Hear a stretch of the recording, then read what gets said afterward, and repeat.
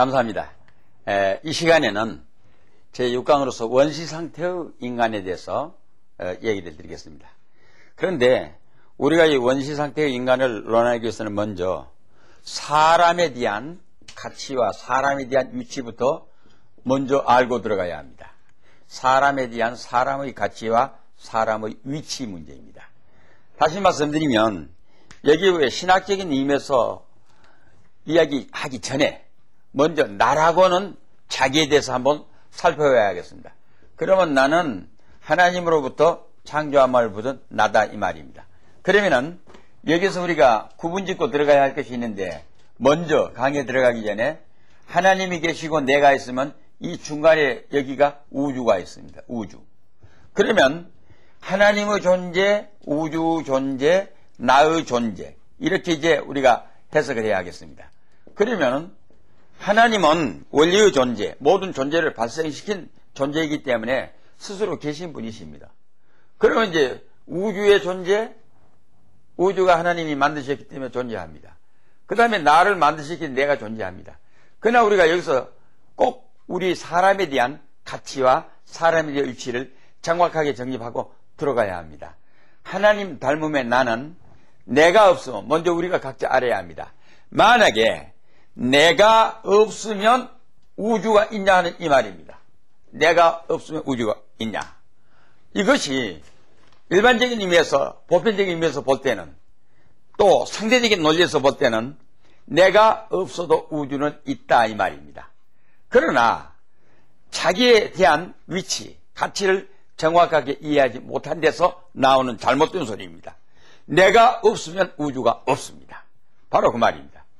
내가 없으면 있는 그분은 한 분뿐인데 하나님만이 계십니다. 그렇기 때문에 결국 나와 하나님과의 관계에 하에서 중간에가 우주입니다. 그러니까 하나님께서는 우주 만물을 창조하셨지만은 나를 만드실 때 이것들을 지배하기 위해서 나를 만드셨거든요. 그러니까 나는 벌써 우주 존재 이전에 하나님의 경륜 안에 먼저 있었단 말을 지난번에 얘기했습니다. 그런 거로 먼저 우리가 나라고는 가치를 알고 들어갈 때 또 우리 기독교가 예수 믿어서 구원받으시오는 그걸 이야기하기 전에 먼저 모든 사람들에게 사람의 가치, 나라고는 자기 존재 가치가 하나님 다음에 나라고는 우주보다도 그러니까 예수님이 말씀하시기를 너희가 무엇을 주고 너희 목숨을 바꾸겠느냐. 네가 천하를 주고 네 목숨을 바꿀 사람이 있겠냐. 그러니까 나의 존재 가치는 우주보다 앞서고 크다 이 말이요. 그렇기 때문에 나의 존재는 절대적인 존재입니다. 먼저 여기에서부터 시작돼야 우리 사람이 구원을 받는다 안 받는다 이 문제입니다. 요즘에 여성들이 흔히 아침에 화장을 하고 얼굴을 예쁘게 단정하고 거울을 봅니다. 거울을 본 다음에 반드시 웃지요. 왜 웃습니까? 예쁘다 그 말이요. 자기가 자기의 모습을 향해서 밉다고는 사람 없을 것입니다. 그러면 그것도 미우나 예쁨이 아름다움에 대한 어디 기준이 있습니까? 미인 대외 미인의 기준이 있습니까? 없습니다. 그러면 왜 내가 예쁘냐? 예쁘다고는 이 말은 간단합니다. 성경 그대로입니다. 하나님은 나 닮고 나는 하나님 닮았으니까 나는 예쁘다 이 말입니다. 그러므로 나의 가치와 함께 나의 형태, 모습, 상태가 내가 절대 존재자인 것처럼 나의 미라고 하는 것은 하나님 닮음의 나이기 때문에 이의 미적 가치도 절대적인 가치인 것입니다. 그렇기 때문에 우리 인생을 한번 논해봅니다. 아침에 거울 보고 세수하고 나가면서 거울 활짝 보고 예쁘다. 왜 예쁘냐? 하나님은 나 닮고 나는 하나님 닮아서 예쁘다. 그런 마음을 가지고 하루를 살아갑니다. 저녁에 돌아와서 다시 이제 화장하고 잠들기 전에 세수하고 또 거울을 봅니다. 하나님 닮음에 내가 하루도록 예쁨으로 지켜졌다 하면 그날은 성공한 날입니다. 행복한 날입니다. 그러나 그 하루에 내가 순간적으로 하나님 닮음의 모습을 잊어버리고 바꿔져버린 형태 그걸 찌푸리고 화가 나고 범죄하고 속상하고 우울하게 만듭니다. 그것을 일생도록 내가 하나님 닮음의 나를 관리하고 유지했다면 나는 행복한 사람이고 나는 성공한 사람입니다. 그러면 이와 반대로 이 예쁘다 밉다 하는 미움입니다. 미움은 어디서 오느냐? 미움은 예쁨은 하나님에게로부터 오고 미움은 나에게로부터 발생합니다. 왜 그러느냐?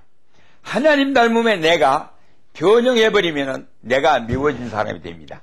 그렇기 때문에 예로 들어 보아서 결혼식장에 갔을 때 우리 아들이 결혼식 합니다. 아들이 결혼식 갔는데 결혼식 날에 가서 새댁으로 신부로 입장해 오는 내 며느리 될 처녀를 보니까 어떠한 처녀보다도 제일 우리 내 며느리가 예뻤습니다. 그러니까 이 결혼식장에서 시어머니가 야, 내 며느리 제일 예쁘다. 어느 누구보다 제일 예쁘다. 예쁩니다. 그런데 2년 지나고 3년 지납니다. 마음속에 이제 미움이 생깁니다. 하는 짓마다 매워집니다. 화장을 예쁘게 하게 하면 어쩌면 저렇게 백령처럼 하고 나갈까. 그 어느 순간에 제일로 예뻤던 며느리가 어느 순간에 이 백령처럼 미워졌다 이 말입니다. 그거는 며느리가 바뀐 것이 아니라 내 마음이 미워졌기 때문입니다. 그런 거로 내 마음이 예쁘면 다 예쁘고 내 마음이 미워지면 다 밉다. 왜 그러냐? 하나님 닮음의 사람이기 때문에 그렇다가 말입니다. 그래서 우리가 이 존재의 가치로 보았을 때 우주보다도 큰 절대의 존재 자기라고 하는 이 가치 기준을 먼저 알고 들어가야 합니다. 그 다음에 형식에 있어서도 하나님 닮음에 나는 늘 예쁩니다. 하나님 닮음의 모습을 잃어버렸을 때 내 마음은 미워. 그래서 예쁨은 하나님께로부터 오고 미움은 내 마음에서부터 나온다. 이걸 알고 우리가 세상에 살아가야 합니다.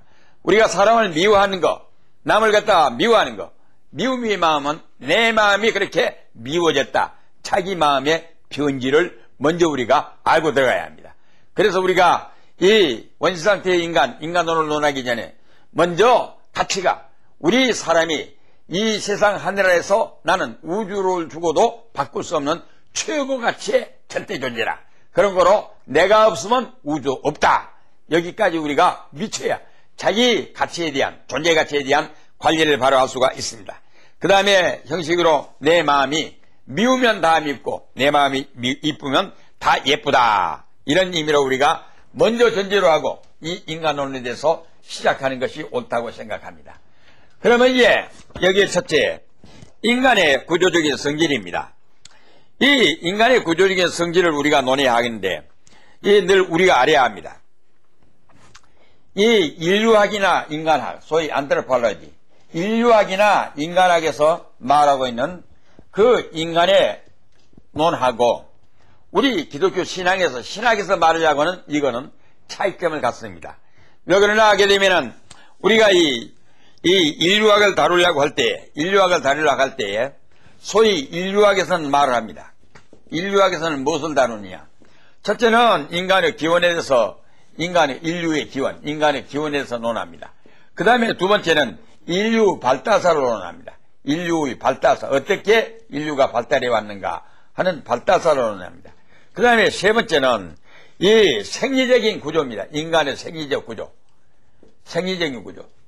그 다음에 네 번째는 이 정신적인 특징입니다. 우리 사람의 정신적 특징. 그 다음에 다섯 번째는 인류의 분포입니다. 인류가 어떻게 분포되어서 이렇게 했는가, 종교학적 이 분포에 대해서 연구를 해. 이것이 소위 인류학, 안트로폴로지라고 하는 인류학에서 다루는 인간학에 대한 공부의 방식입니다. 그런데 우리 기독교에서 여기에서 말하려고 하는 것은 이 인간에 대한 성격은 바로 in relation to God입니다. 그러니까 하나님과의 관계에서 사람이 해석되고 논의가 되어야 합니다. 바로 이것이 우리 사람은 만물의 영장이기 때문에 동물이 아닙니다. 동물이 아닌 우리 인간은 만물의 영장이라 했기 때문에 전 우주 만물을 대표, 또 이 우주 만물에 대한 책임 안에서 인간, 바로 이거는 하나님과의 관계 안에서 해석된다 이 말이겠습니다. 그렇기 때문에 우리가 이 인간에서 이야기를 할 때 항상 우리가 염두에 두어야 할 것은 만물의 영장, 바로 만물의 영장이라면 the Lord of Creation이라 하겠습니다. 그러면 우리가 이 만물의 영장이라고 했을 때 우리 인간이 만물의 영장으로서 인간은 뭐가 있느냐? 첫째는 자기 위치 구원이 말하겠죠. 그러나 그 다음에 나오면 자연히 책임이 따라오게 됩니다. 책임. 그랬을 때에 우리 인간의 위치가 만물의 영장이라는 특권을 가졌을 때 우리 사람이라는 것은 어떤 의미에서 인간이어야 할 것인가? 바로 이것이 하나님과 관계에 아해서 인간을 논해야 맞습니다. 이런 의미입니다. 그러면 그 다음에 가서는 인간의 본질적인 요소입니다. 우리 인간이라고 하는 것은 그러면 어떻게 형성이 되어가지고 있는가 하는 문제입니다. 인간의 본질적 요소. 우리 인간이 무엇으로 어떻게 형성이 되어 있는가 하는 이 문제입니다. 여기에는 소위 우리가 말한 대로 3분설, 2분설 이란 말을 하게 됩니다. 3분설을 이야기할 때 우리 사람은 영과 혼과 이 몸이라고는 이 육체 이렇게 이야기를 합니다. 그러면 여기에서 2분설이라는 것은 사람의 영과 이 영혼과 이 육체가 있다 이렇게 양분해서 두 가지로 이야기를 하게 되어 있습니다. 그러면 물론 이 말이 우리가 할 때 다 논의의 가치가 있는 말입니다. 3분설을 이야기하는 것도 일리가 있습니다. 그리고 여기에서 한 가지 전부 이야기할 것은 우리가 소위 그 혼을 이야기를 할 때 삼혼이라고 해서 삼혼설을 주장한 이야기가 있습니다. 핫설이 있습니다. 삼혼설이 있는 것은 식물은 각혼만 있고 느끼는 것입니다. 생혼. 식물은 살아가는 생혼만 있고 그 다음에 동물은 이 생혼에다가 각혼을 가지게 되고 각혼에다가 사람은 이 생혼 각혼 외에 영혼을 가졌다 이렇게 해석한 설도 있습니다. 그래서 이런 것들을 소위 삼분설이라고 이렇게 이야기를 합니다. 그러나 우리가 여기서 분명히 성경에서 말씀하고 있는 교회의 사상은 삼분설적인 해설의 내용도 없지 않아 데살로니가 편지 같은 서신에 있습니다만은 그건 잘못된 말입니다. 잘못된 것이 아니고 이것을 포괄적인 의미에서 하고 있기 때문에 그것을 가지고 삼분설로 주장한 것은 잘못된 말입니다. 그러면 우리가 이제 이분설인데 둘 놈이 있는데 하나는 육체적인 실체와 영적인 실체가 있다. 영적 실체, 육체적 실체와 영적인 실체가 있다. 이렇게 해서 우리들은 이분설로 통일되어 있는 것이 성경의 교회의 사상으로 이렇게 알고 있습니다. 그렇기 때문에 우리 사람이 산다는 것은 영혼과 육체가 합해서 생존해 있다 그 말이고 죽는다는 것은 영혼과 육체가 분리된다 그 말입니다. 그 말은 하나의 육체적인 실체가 무너졌다 그 말이 죽음입니다. 그래서 육체적인 실체가 무너지게 되면 영적 실체는 하나님 나라로 옮겨간다 이 말입니다. 그렇기 때문에 우리 사람은 육체적인 실체가 있음과 동시에 또 하나는 이 영적인 실체가 있다. 이렇게 해서 우리가 두 가지로 이분설로 해서 하는 것이 성경적 우리의 바른 정론으로 이렇게 통일되어 있다 하는 이것을 말씀드립니다. 그 다음에 가서는 인간의 기원입니다. 세 번째 가서 인간의 기원인데 우리가 인간의 기원에 대해서도 여러 가지 있습니다. 자연발생론도 있고 또 진화론도 있고 여러 가지 많이 있습니다. 그러나 우리는 분명히 성경에서 말씀하고 있는 그대로 우리가 알아야 할 것이 꼭 있습니다. 하나님께서 하나님의 형상, 하나님의 모양을 따라 우리가 사람을 만들자 하시고 그래서 우리는 하나님에 의해서 창조된 하나님의 피조물이라고 말입니다. 우리 사람은 하나님의 피조물. 그러면 하나님의 피조물이라는 이 개념을 우리가 알아야 합니다. 알아야 할 것이 아까 전에 우리가 우리 인간의 구성의 요소를 영적 실체와 육체적 실체라고 했습니다. 그러면 하나님의 피조물로서 육체적 실체는 이 물적 실체입니다. 육체적 실체는 부모로부터 받은 것입니다. 부모로부터. 그러나 영적 실체는 하나님께로부터 창조함을 받았다 이 말입니다. 그렇기 때문에 이 창조는 아담을 만들어 가지고 아담에 의해서 한 번 창조로 만들어진 게 아니라 우리 영혼 자체는 계속해서 나의 육체적인 실체는 부모로부터 내가 지음을 받아 태어나지만은 나의 영혼, 영적 실체는 하나님으로부터 직접 창조함을 받은 피조물이다. 이것이 우리가 성경에서 말씀하고 있는 정설입니다. 그러면 이것이 어떻게 만들어졌느냐? 하나님께서 우리 사람을 만드실 때 흙이라고는 기존 재료를 썼다고 했습니다. 하나님의 창조에는 무에서 유를 발생시킨 것이 창조고, 또 하나의 창조는 유를 가지고 유를 발생시킨, 다른 유를 발생시킨 것이 창조입니다. 그러면 무에서 유를 창조했다는 걸 발생시키다 뭐냐? 말씀으로 빛이 있으라 하심에 이끌어 보시기 좋았더라. 뭐 있으라 하심에 이끌어 보시기 좋았더라. 그거는 말씀입니다. 말씀으로 만드셨습니다. 그런데 유독 인간을 만드실 때는 흙으로 만드셨는데, 흙으로 만드시기 이전에 하나님의 합의, 즉 삼위일체 합의에 의해서 사람을 만들어, 우리가 우리의 모양, 우리의 형상대로 사람을 만들자 합의하셨다는 걸 창세기 1장 26절의 사상입니다. 그러면 그 이외의 모든 것은 삼위일체가 동시적으로 있으라 하시는 이끌어 보시기 좋았더라. 또 뭐 있으라? 그거는 말씀으로 무에서 유를 발생시킨 창조였습니다. 그런데 사람은 유독 흙으로 가지고 사람의 모양을 만드셨다. 이건 이 흙이라고는 기존 재료를 가지고 새로운 변형된 유를 발생시켰습니다. 그래서 사람을 만들어서 흙으로 만드셨다. 흙으로 만드셨다. 코에다가 생기, 소위 이 생기를 넣어서, 이 생기라고 하는 거, 생기를 불어내어 가지고 산영이 되게 했다 그랬어요. 산영. 바로 이 말은 리빙 하나의 비잉입니다. 리빙.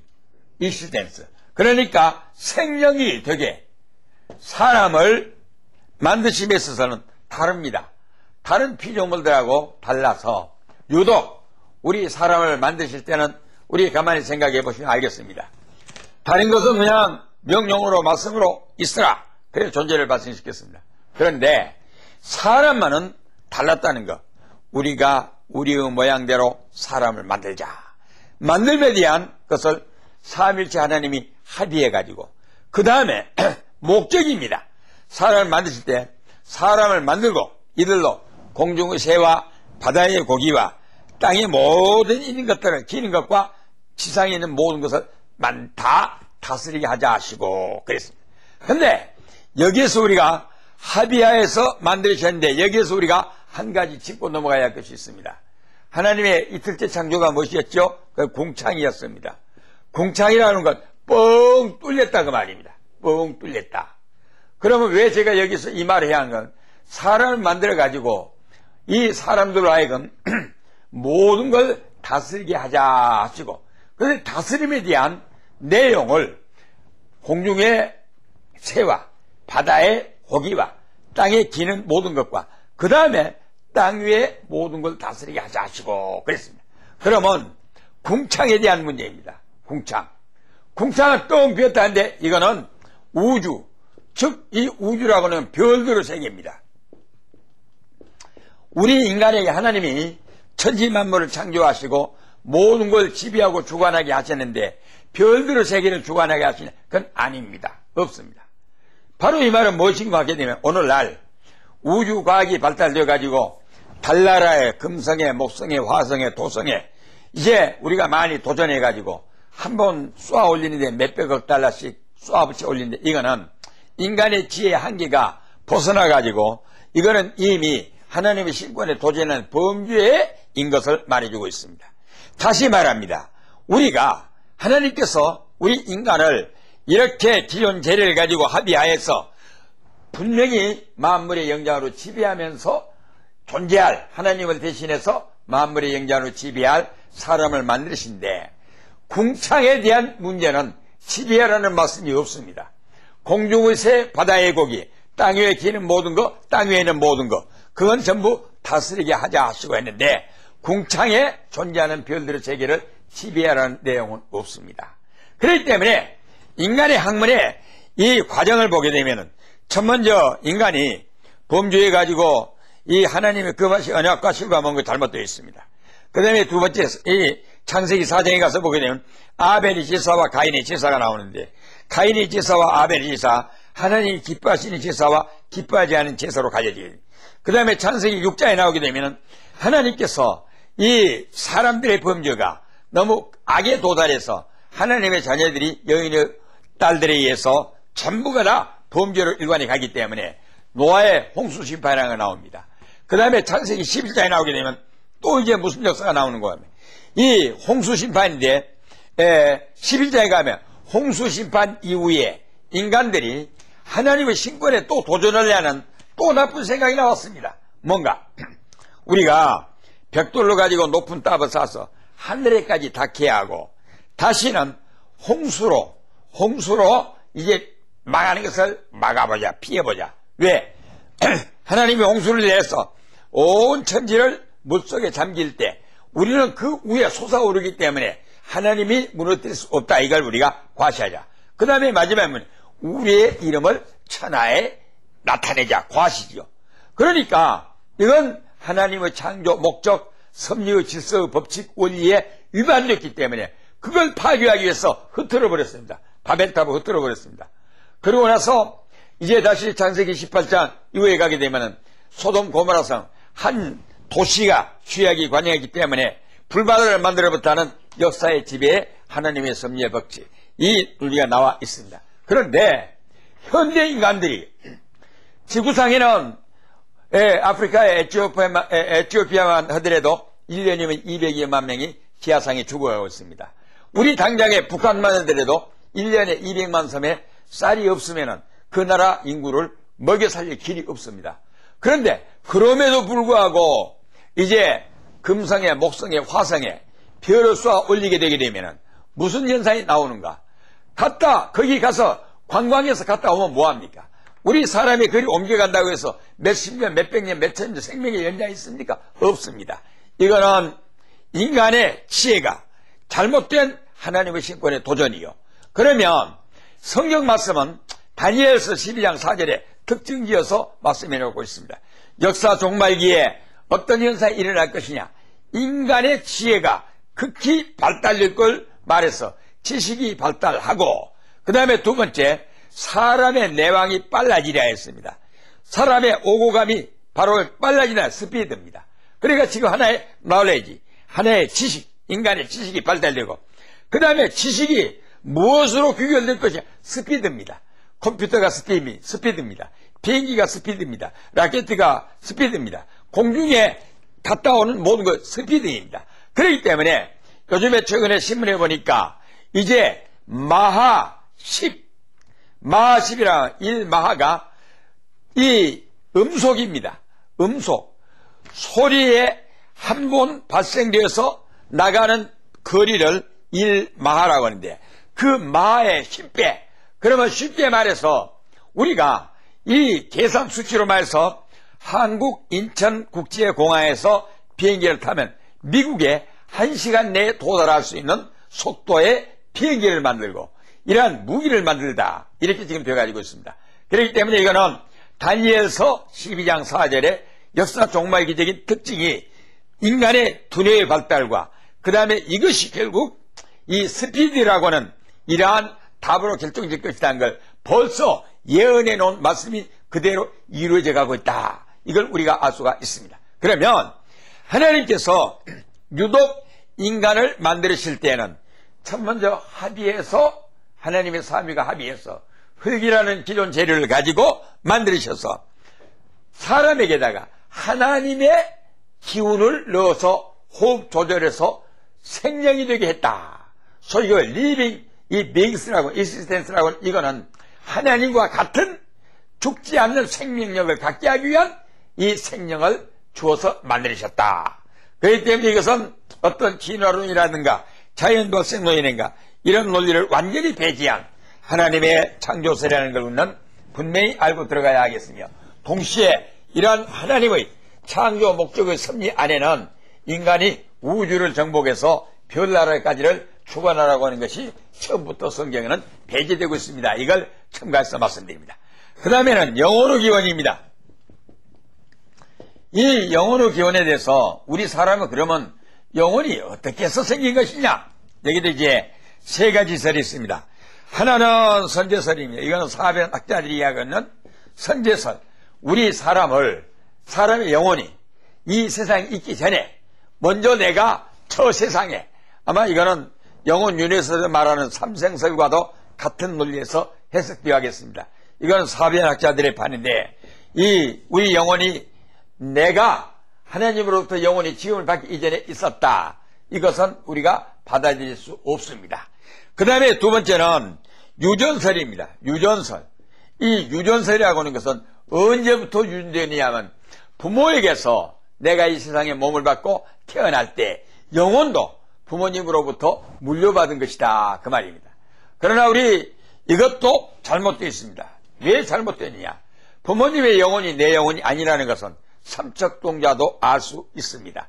성품상에 소위 말하면 아트리뷰트, 그 속성상의 비슷한 차이점, 이거는 유전학적 의미 또는 우승학적 의미에서 얘기할 수 있습니다만 그 자체가 영혼까지도 창조 이 부모로부터 유전된 것이다. 이건 잘못돼서 받아들일 수 없습니다.